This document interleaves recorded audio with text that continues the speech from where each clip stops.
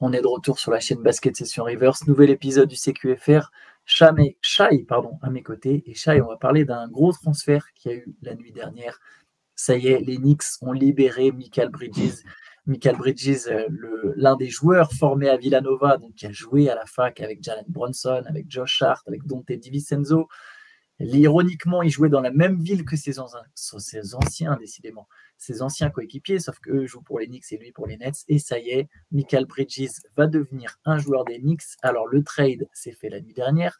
La monnaie d'échange, Bojan Bogdanovic, ça c'est pour le seul joueur échangé, c'est pour respecter à peu près l'équilibre des salaires, et 6 tours de draft. C'est-à-dire qu'il y en a 4. Il y a 4 tours de draft non protégés. Ouais, des premiers tours.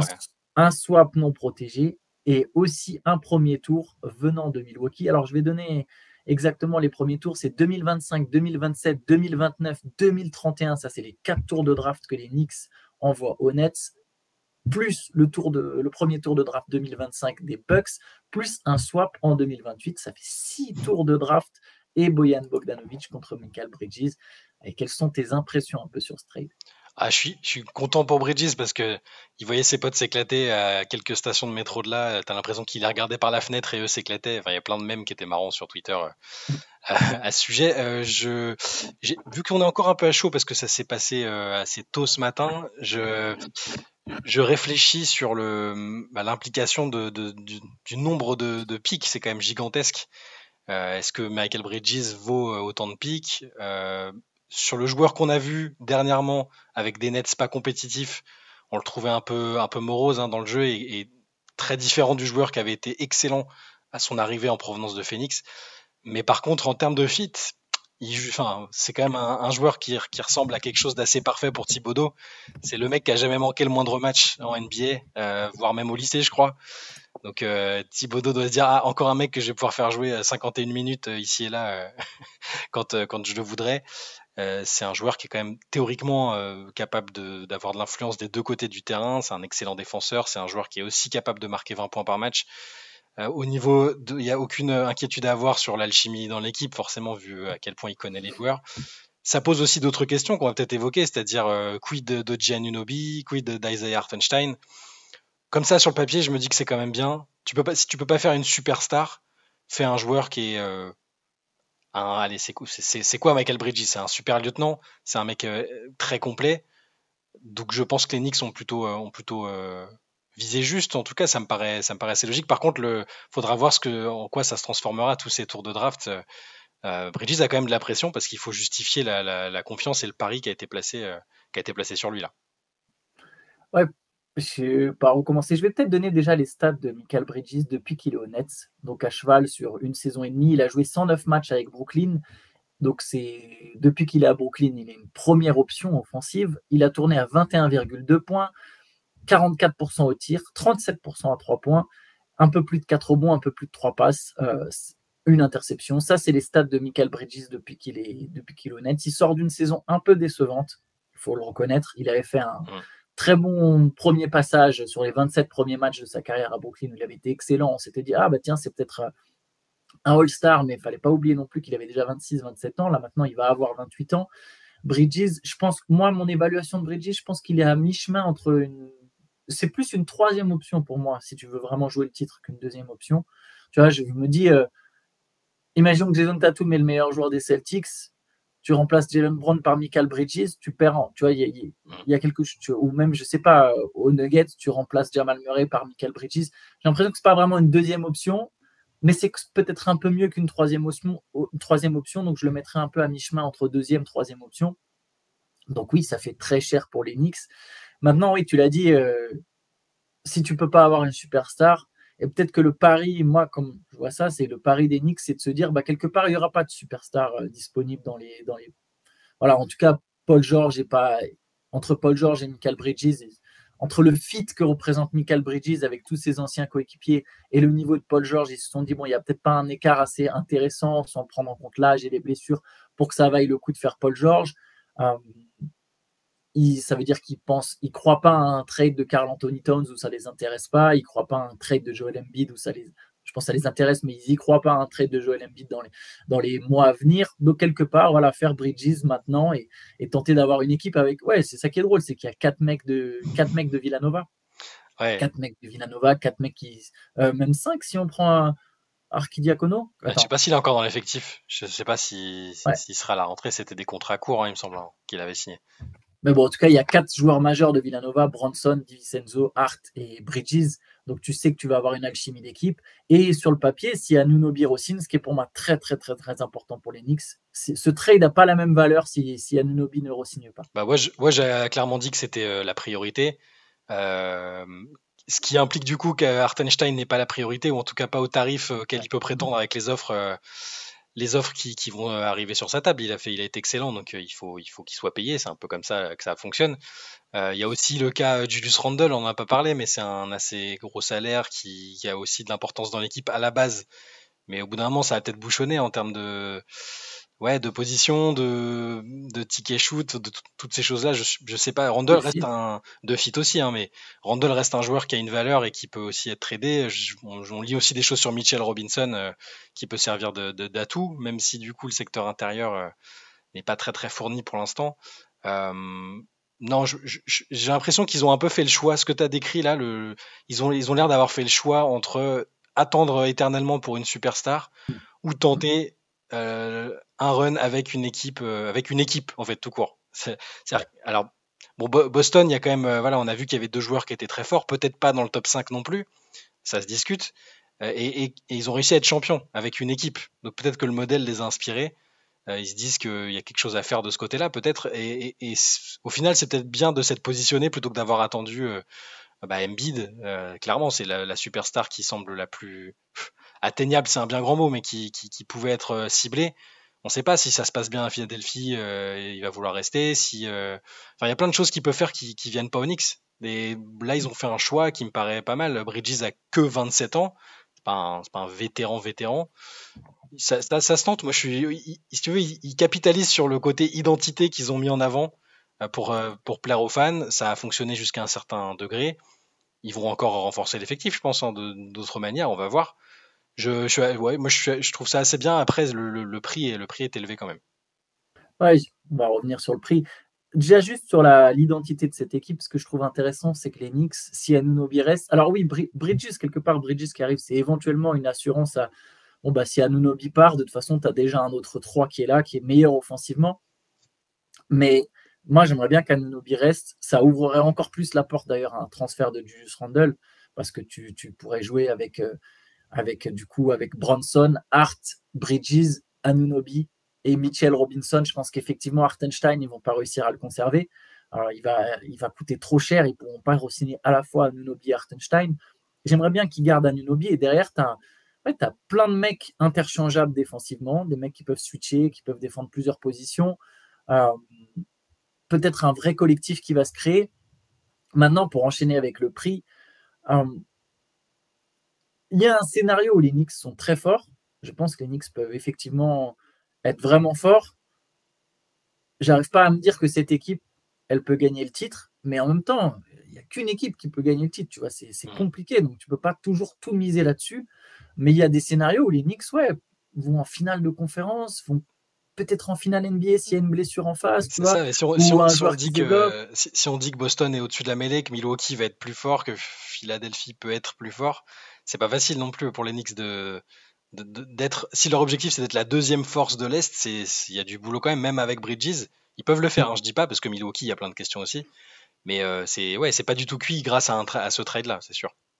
Je pense qu'il y a aussi un pari, c'est de se dire que Bridges, il avait vraiment plus du tout envie de jouer à Brooklyn et que du coup, on n'a pas vu le meilleur visage de Mikal Bridges sur les derniers mois, ce qui est c'est une vraie possibilité, tu vois. Et que là, il y aura un Bridges bien plus épanoui, mieux mis en valeur parce que quelque part, il aura Jalen Brunson devant lui, tu vois. Il sera dans un rôle un peu plus secondaire qui lui colle mieux, je pense, à ses qualités.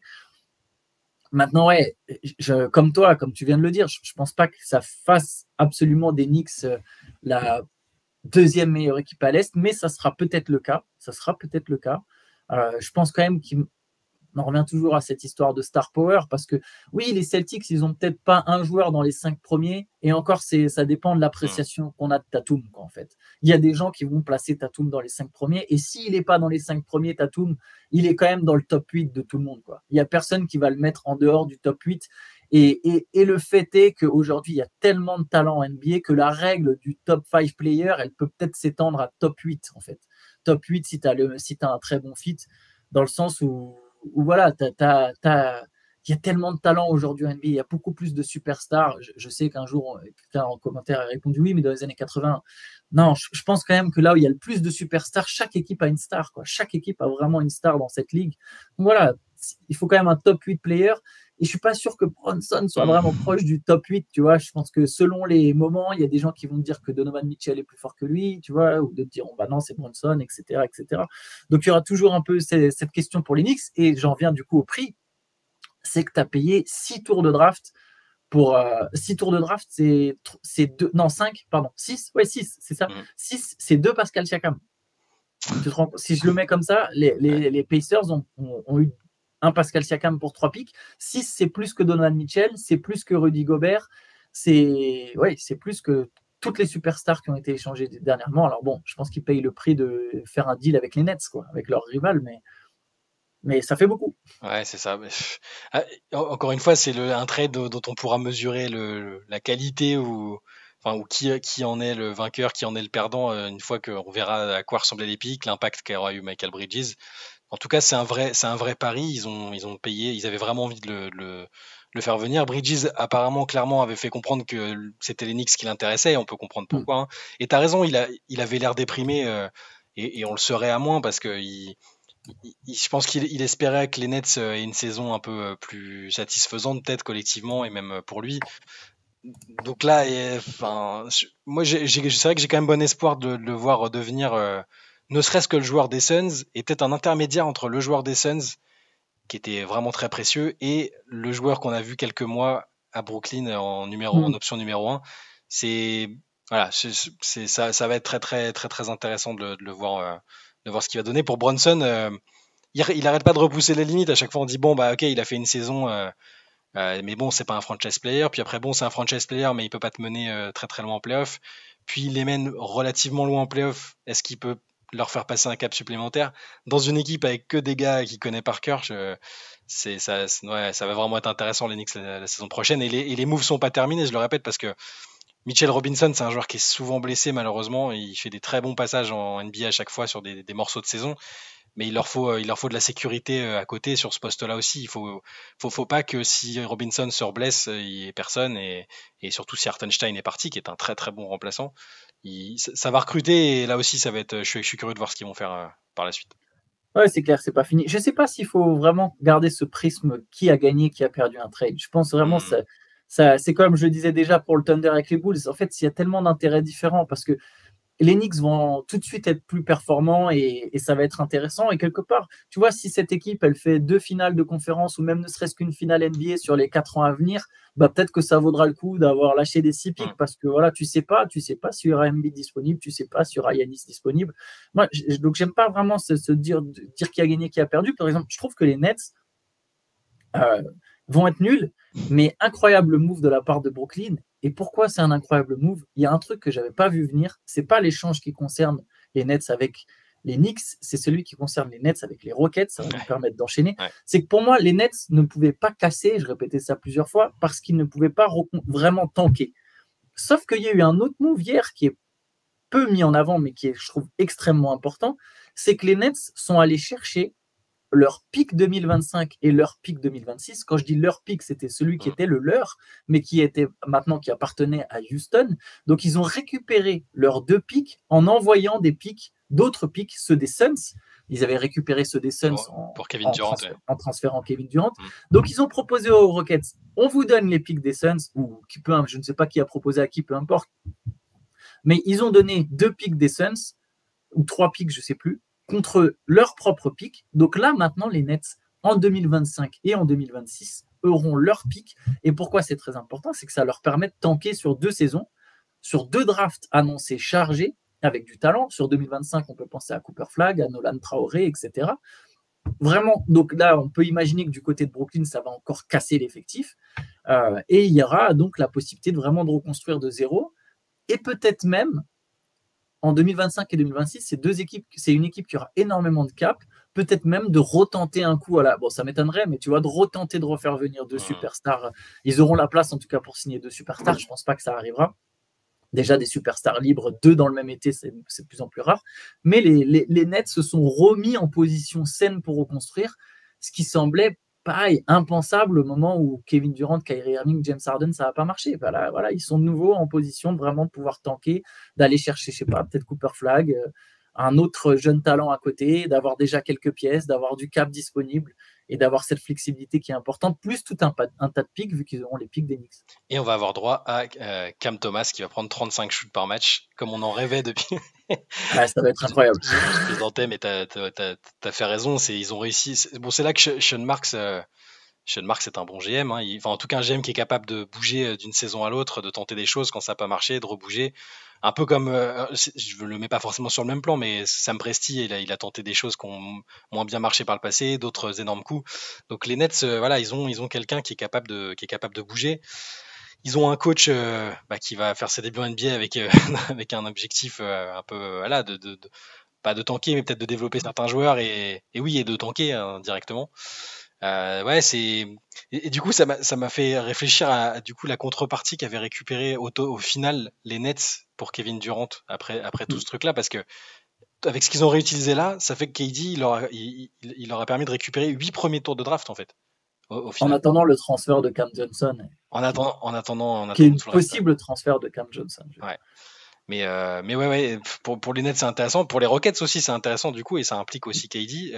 On voulait parler de ça un peu aussi parce que c'est Woj qui l'a dit, c'est pas une rumeur dans le vent comme ça. Woj a dit clairement Houston veut Kevin Durant et Houston va tenter de le faire parce que Houston a du coup récupéré les pics des Suns qui voudraient leur reproposer. Alors je sais que c'est un peu tordu pour l'instant, ça part dans tous les sens, mais Houston clairement semble vouloir cibler KD à très court ou à moyen terme et proposer aux Suns de récupérer les pics qu'ils avaient perdus précédemment. Si j'ai bien compris, n'hésite pas à me dire si je suis à côté de la plaque. C'est ça. Et alors, il n'y a pas visiblement, toujours selon moi, il n'y a pas de volonté immédiate de se séparer de KD parce qu'il n'y avait pas d'offre qui les satisfaisait, les Suns. Mais s'il y a un gros package avec des pics eux aussi pour s'en servir ultérieurement, ça pourrait éventuellement changer. Je sais pas si tu t'imagines Houston passer à l'attaque pour KD là. Je pense que ça peut pas se faire tout de suite. Les Suns ont tenté que 1 an avec Bills, Booker et Durant, mais ce qui est intéressant, c'est en fait c'est le même procédé que les Nets, c'est qu'aujourd'hui les Suns, si les Suns veulent reconstruire, c'est pas possible en fait. Dans l'instant T, tanker n'est pas une option pour Phoenix parce que Phoenix ne possède pas ses propres pics. Parce que encore une fois, on peut toujours imaginer, ok, tu transfères Kevin Durant à telle équipe et tu récupères 4 pics. Mais tu récupères les pics d'une équipe qui va être compétitive et qui seront des choix de draft entre la 15e et la 30e position. Tu ne reconstruis pas avec des joueurs draftés entre la 15e et la 30e position. Tu veux des premiers choix, deuxième choix, c'est ça que tu veux. Donc tu peux échanger Booker, Durant et Bill contre 30 pics si tu veux, mais si tu as 30 pics entre la 15e et la 30e position, tu n'es pas certain d'avoir un Victor Wembanyama, d'avoir un Anthony Edwards, etc. Il te faut un premier choix de draft. Il te faut un mec que tu draftes très très haut, une future superstar. Et donc aujourd'hui, Phoenix ne peut pas le faire. Mais Houston, ce qu'il leur propose, c'est de leur dire, si, regardez, reconstruisez tout. On vous rend vos pics, vous allez pouvoir tanker et vous allez avoir votre choix bien placé. Reconstruisez, cassez tout. Alors, dans l'idée, déjà, c'est pas tout à fait possible parce que Bradley Beal a un droit de veto sur un deal. Donc déjà, ça donne une complication en plus. Ça fait 3 stars à échanger pour tout reconstruire du côté de Phoenix. Je pense que ça n'a pas l'air d'être du tout l'ambition de Matisse Bia. Non, c'est clair, il est hyper agressif sur le recrutement, tout ça, je ne le vois pas du tout faire ça. Mais bon. Et ça, oui, moi je pense pas non plus. Je pense qu'il y a une vraie volonté de Phoenix, au contraire, ça va être d'essayer de limite d'aller encore plus loin dans le délire et d'essayer de voir qu'est-ce qu'ils peuvent faire, ou en tout cas de mieux construire autour de leurs 3 stars. Il y a encore au moins 2 ans, mais ce qu'explique Woj, c'est qu'aussi les Suns, vu que c'est des pics lointains, il y en a un 2025, un 2027 et peut-être un 2029, je ne suis plus très sûr. ça faudra vérifier, c'est de se dire, si c'est pas Kevin Durant, ça sera peut-être Devin Booker. Peut-être que dans 2 ans, les Suns y seront résignés et que là, du coup, leur choix de draft 2027, ça va les intéresser, tu vois, ou leur choix de draft 2029. Et que là, Devin Booker, et même si ça venait à pas être pour Kevin Durant, les Rockets ont quand même plein d'atouts dans leur manche, ils ont plein de pics. C'est toujours intéressant de toute façon d'avoir plein de pics parce que quand tu as des pics et des jeunes, comme c'est le cas à Houston, peut-être qu'un jour tu peux proposer, je sais pas, Jalen Green, 4 pics, je sais pas quel mec peut demander, tu vois, n'importe quel superstar qui demande son trade. Des fois, il y a des superstars, on le voit pas venir, tu vois. Il y a des trades qu'on voit pas venir. Je sais pas. Imaginons pour X raison, Jalen Brown à Boston, ça passe plus, ou Jason Tatum, va savoir. En fait, tu sais pas ce qui va se passer ou Stephen Curry. Imaginons que les Warriors reconstruisent, tu vois. Il y a tellement de choses que tu peux pas voir venir. Là, évidemment, je donne des noms au hasard, ça peut sembler ridicule, mais c'est toujours intéressant d'avoir cette flexibilité. Et ça me permet peut-être de parler un peu de draft, parce que les Rockets, ils ont le 3e choix de la draft. Tu as fait une mock draft hier. Ouais. Il y a beaucoup de suspense vis-à-vis de cette draft. Et j'ai envie de te lancer sur quelque chose que j'ai regardé. Kevin O'Connor vient de refaire encore une fois son big board pour la dernière fois, donc son dernier big board, donc la draft c'est ce soir. Ce qui est intéressant, Shai, je vais te lire ses premiers noms. Je vais te lire, je pense que ça va t'intriguer. Je sais pas si tu l'as regardé. Non, je l'ai pas regardé. C'est le big board. C'est le big board, c'est pas mock draft. Donc c'est le niveau théorique, quoi. Le niveau théorique, donc qui sont selon lui les meilleurs joueurs de cette draft. En 1, il a mis Reed Shepard. D'accord. En 2, il a mis Donovan Clingan. En 3, il a mis Stephen Castle, que j'adore. J'ai quelques trades à te proposer après Stephen Castle. En 4, il a mis Matas Buzelis. En 5, il a mis Devin Carter. En 6, il met Alexandre Sarr. Donc Alex Sarr, qui a annoncé dans les 2 premiers, ne serait que 6e du big board de Kevin O'Connor. 7, Dalton Knecht. Ce qui est intéressant sur Shepard, il est 2e aussi du big board de The Athletic. Shepard est vraiment très apprécié et il est 3e de celui d'ESPN ou 4e de celui d'ESPN. Moi, je l'ai mis assez haut dans la mock draft, mais pas forcément en termes de talent ou quoi que ce soit, juste parce que ça semblait logique, quoi. Moi, je l'ai mis 5e pour avoir la mock draft, je l'ai mis 5e à Détroit. Moi, je pense qu'il sera même pris plus haut que ça. Si moi j'avais fait mon top 10, j'ai vu que toi tu as Topic en 4, moi je pense que Topic il va sortir du top 10.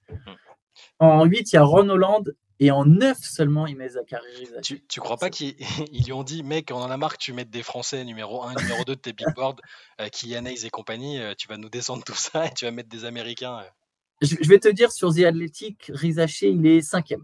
Je peux te donner celui de The Athletic. Ils ont Sarr en 1, Shepard en 2, Castle en 3. Castle qui est donc très haut dans les deux big boards. Il est 3e et 3e là, 3e de O'Connor et 3e sur The Athletic. Ils ont 4 Klingan, 5 Rizachi. Ok. Donc voilà un peu qu'est-ce que ça t'inspire un peu ces big boards, les mock drafts. C'est toujours la différence entre le big board et la mock draft, c'est un exercice très différent parce que c'est des projections. Tu vois, quand je disais que Kevin O'Connor, il avait mis Kylian Hayes en 1, il savait que Hayes serait pas pris en 1, mais il avait imaginé que ce serait peut-être à terme, à court ou moyen terme, le meilleur joueur de cette draft. Alors parfois ça passe pas, comme dans ce cas précis. Moi, c'est un peu différent de ce que moi j'ai mis comme mock. J'ai pas fait de big board, mais Reed Shepard en 1, ça me paraît un peu haut quand même en termes en réflexion big board. Ouais, c'est-à-dire, est-ce que Shepard deviendrait le meilleur joueur de cette promotion? C'est un peu ça le pari. Lui, ils disent, voilà, il y a des shades de Steve Nash et Derek White. Et donc voilà, imagine un scénario où Reed Shepard devient un espèce de meneur-shooter ultra précieux, peut-être premier ou deuxième créateur de son équipe. Ouais, mais un gars, je sais pas, à 19 points, 7 passes.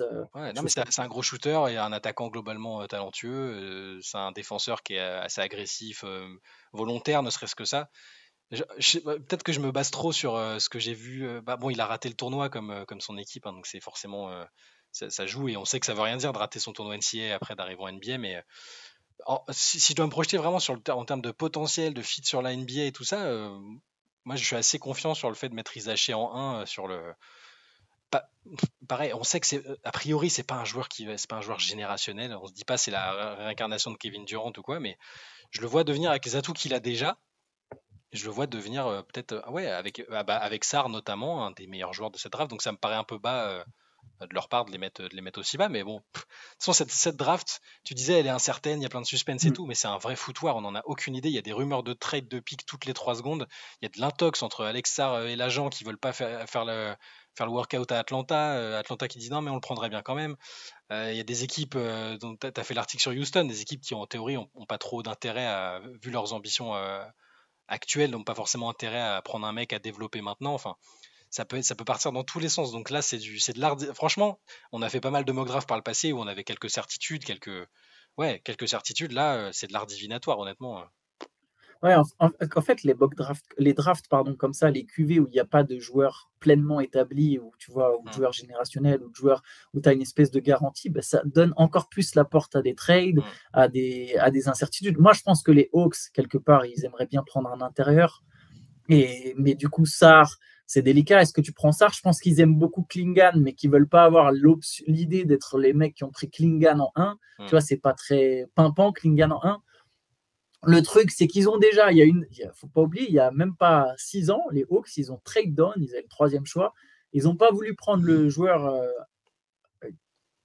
qui était logique en 3. Enfin, ils l'ont sélectionné, mais pour le transférer, c'est Luka Doncic. Et là, il y a toujours, j'imagine qu'au moment de, je sais pas si là, ils ont un trade avec Houston en se disant, ou avec San Antonio.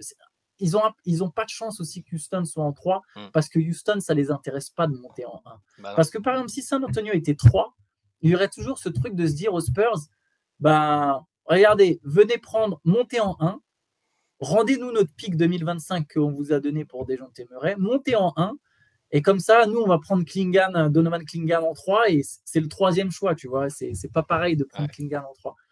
Mais là, vu que c'est les Rockets en 3, je pense que ça embête un peu, ça gêne un peu les plans des Hawks. Et je vois d'ailleurs des scénarios pour les Rockets, tu peux me dire ce que tu en penses. Pour moi, soit ils prennent Shepard en se disant, Van Fleet, de toute façon, il va commencer à décliner, et petit à petit, on aura Shepard qui sera notre meneur. Soit ils prennent Klingan, mais pour l'échanger. Et là, j'ai une éventuelle piste. Je pense que Klingan, c'est le joueur parfait pour les Memphis Grizzlies. Et je me demande, est-ce qu'ils ne peuvent pas récupérer Marcus Smart, par exemple, qui serait parfait avec Ime Udoka. Ça, c'était mon move, c'était de se dire, c'est intéressant. Memphis n'a plus besoin de Smart, en fait. Morant est de retour. Dans une autre classe de draft, Klingan en 9 à Memphis, j'aurais trouvé ça bien.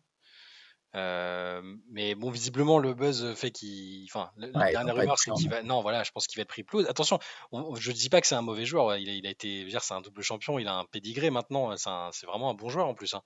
Et d'ailleurs, dans la mock draft, vous pouvez les voir, je l'ai mis en 3, mais à Houston, dans l'optique peut-être d'être tradé ou juste d'être dans la rotation, parce que si Houston veut jouer quelque chose cette année, ne serait-ce qu'une qualif au play-in ou en play-off, c'est bien d'avoir un peu de profondeur sur des postes importants.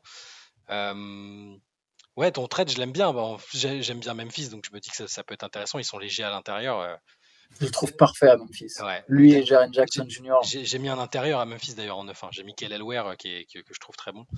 Ouais, ça me plaît bien. Et Marcus Smart, la réunion avec Ime Udoka, j'aime assez. Donc ça voudrait dire qu'il faut, tu peux mettre Van Vliet et Smart en même temps. Pourquoi pas? Ah bah oui, je pense que tu peux même mettre Jalen Green. Tu peux même jouer small et mettre Brooks, Smart, Green et Van Fleet en même temps. Je pense que tu peux. Si tu as Smart, tu peux plus facilement perdre Brooks, tu sais, qui a son contrat pas complètement garanti.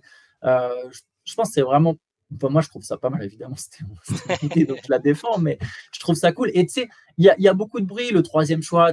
Forcément, c'est le 3e choix. Donc, les journalistes, tu vas entendre Ingram, tu vois, des trucs comme ça, ou Mikal Bridges. Mais en fait, tu peux pas récupérer un joueur aussi fort avec ton 3e choix. Non. Ça n'a pas de sens. Les Pelicans, surtout dans cette draft, le 3e choix que tu vas récupérer, il y a de très faibles chances que ça devienne un joueur plus fort que Brandon Ingram, tu vois. Donc, c'est beaucoup de bruit quand tu vois Ingram contre le third pick, et peut-être que ce sera ça, on verra, peut-être que je me trompe. Mais en vérité, c'est pas assez puissant, 3e choix, pour aller chercher un joueur All-Star. Par contre, tu peux aller chercher un Marcus Smart, parce que je sais que Marcus Smart, c'est pas All-Star. Ça va sembler décevant pour certains de se dire, t'as lâché ton 3e choix pour Marcus Smart. Mais ton 3e choix, combien de temps avant que ton 3e choix, il devienne plus précieux que Marcus Smart dans une équipe qui veut gagner comme Houston? Tu vois, ça peut prendre des années et des années. Donc, moi, je trouve qu'il y a une certaine logique dans ce trade. Et j'ai l'impression que Memphis a vraiment intérêt à aller chercher Donovan Klingan et à monter. Pourquoi pas, ouais. Et t'avais un trade pour Stephen Castle, tu disais? En fait, je trouve Stephen Castle. Il y a 2 joueurs que je trouve absolument essentiels pour les Spurs. C'est Matas Buzelis. Et je pense que Buzelis, c'est le joueur qu'ils vont prendre en 4. et ça aurait du sens, et ça ferait un sacré mauvais coup aux Pistons, parce que j'ai l'impression que Buzelis c'est le seul joueur qui peut intéresser les Pistons dans cette draft. Et l'autre joueur que je trouve très intéressant pour les Spurs, c'est Stephen Castle. Je pense qu'en fait, il faut oublier cette idée que les Spurs doivent absolument drafter leur meneur du futur sur cette QV, parce qu'il n'y en a pas vraiment. Il y a peut-être Shepard, mais le meneur d'une équipe qui gagne, c'est rarement un meneur jeune. C'est plutôt un mec que tu vas chercher, un vétéran. C'est dur, tu vois, c'est dur. Il n'y a pas Nikola Topic là avec son genou, et en plus il ne shoot pas à 3 points. Moi je pense que Topic, il y a 2 trucs qui vont le faire descendre, c'est le genou et le fait que c'est pas un gros volume shooter à 3 points, que c'est pas un très bon shooter à 3 points. Je pense que ça va le faire descendre pas mal. Stephen Castle, c'est un meneur, mais c'est pas un vrai meneur. Je pense que ça sera pas ton premier playmaker. Par contre, il est super grand. Il a une grande envergure, il fait 1m98 pour un meneur, tu vas pouvoir le faire jouer 2, tu vas pouvoir le faire défendre sur des 3. C'est un super défenseur déjà. Si tu me dis que le 5 là, des Spurs, c'est Castle, Vassell, Buzelis, Sohan et Wembanyama, cette équipe, elle est déjà intéressante en fait. Ouais. Ça fait 2 rookies dans le 5. Mais alors après, pour avoir Castle et Buzelis, il faut faire un trade, je pense, parce que Castle, il ne va pas descendre jusqu'en 8. Mais je me demande, est-ce que s'ils prennent Buzelis en 4, tu vois, tu ne peux pas dire aux Pistons, moi, le trade que j'ai proposé, je sais que certains fans des Spurs vont trouver ça trop, mais c'est de donner Keldon Johnson aux Pistons, de donner Keldon Johnson et le 8e choix, en disant à Détroit, de toute façon, vous avez déjà tous vos jeunes, vous avez votre noyau dur, vous n'avez pas envie de reconstruire, et on vous a pris le joueur que vous aviez envie de drafter.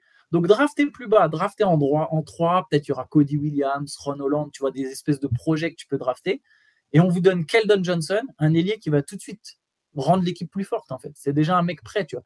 Keldon Johnson, il tournait à 22 points par match il y a 2 ans. Mais là, il est sorti du banc, il a été relégué sur le banc. Et, tu vois, je trouve que le pari pour les Spurs, c'est de se dire que Castle et Buzelis seront plus forts ou mieux complémentaires de Wembanyama que Johnson et le joueur qu'ils auraient pris en 8e position. Ouais. Je ne sais pas si toi, ça t'inspire ou pas. Mais si, j'aime bien ta version. Je trouve qu'il serait très bien adapté à San Antonio, il n'y a aucun souci. Moi, je sais pas, j'avais l'impression, avec ce que j'avais lu et écouté, que Castle, il pouvait glisser justement un peu. Sa cote, il y en a qui sont aussi chauds que toi sur son cas. Moi, je l'ai mis beaucoup plus bas dans la mock. Enfin, beaucoup plus bas. Je l'ai mis 11e à Chicago, moi. Parce que, alors, que ce soit par un trade ou par. J'ai l'impression qu'il peut, dans une équipe qui est en train d'amorcer une reconstruction, enfin, j'imagine ce coup-ci que ça va être lancé, qu'ils ont besoin d'un mec comme ça, combo guard, qui a déjà un très très bon niveau défensif et un énorme potentiel là-dessus, qui est aussi un bon playmaker, qui a vraiment une marge de progression. Un côté aussi, moi j'aime bien le pédigré, le fait qu'il était à UConn, même si c'était qu'une saison, je l'ai trouvé intéressant. Donc je l'ai mis plus bas. Moi je l'ai mis en 11, mais je sais pas si c'est parce que j'avais envie de le voir à Chicago ou si parce que je me suis un peu laissé bercé par le fait qu'il pouvait glisser. J'ai écouté sur quelques podcasts qu'il pouvait éventuellement glisser parce que il n'y avait aucune des top équipes de cette draft qui était pour l'instant décidée sur lui. Mais c'est en ça que je dis que tu vois là, c'est rare qu'il y ait autant de variations entre des. Tu vois, toi tu le prendrais très très haut probablement si tu avais le pic. Moi je pense qu'il descend. Moi je pense que c'est en 6. Moi je pense qu'il est en 6. Les Hornets ils le prennent. Ouais, les Hornets, ouais, avec des. Oui, ouais, de toute façon, ça veut rien dire. J'allais dire avec déjà la Melo et tout ça, mais c'est oui. Oui, mais justement, c'est parce qu'il y a la Melo en fait. Parce qu'il y a la Melo, on a vu que la Melo, il aime bien jouer avec un autre playmaker. On a vu que Castle, il est meilleur en tant que deuxième playmaker que premier playmaker, en tout cas a priori. Et qu'en fait, il y a besoin de défense. Et que pour moi, la paire Lamelo Ball, Castle, Miller, c'est ultra complémentaire en fait.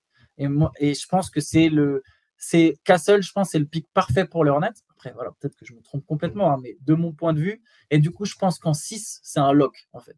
Que si Castle, il tombe en 6, je pense que les Pistons, ils peuvent pas trop le prendre. Ils l'ont même pas testé. Ils ont déjà 2 arrières. Mais pour les Hornets, c'est le truc parfait, quoi. C'est un peu ce qui leur manque dans leur rotation. Il leur manque un 4 aussi, mais il n'y a pas. Enfin, ouais. Est-ce que Buzelis sera encore là en 6? Est-ce qu'ils ont.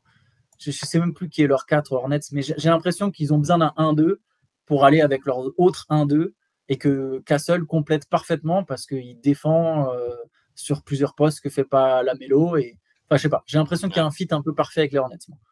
C'est très possible. De toute façon, réponse cette nuit à 2h du matin. Ouais. Hein.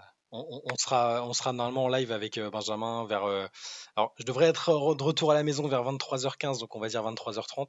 On se fait en intro, hein, on va pas vous faire en live la draft. On l'a fait en live, mais sur le site. Vous pouvez aller dans le chrono qu'on lancera avec toutes les informations. Il est déjà en ligne. Vous pouvez voir les rumeurs de trade, ce qui s'est déjà passé, ce qui va peut-être se produire. Mais nous, on sera sur Twitch avec Ben vers 23h30, je dirais. Eh ben, je viendrai dans le chat. Moi, je serai dans le chat. Parfait.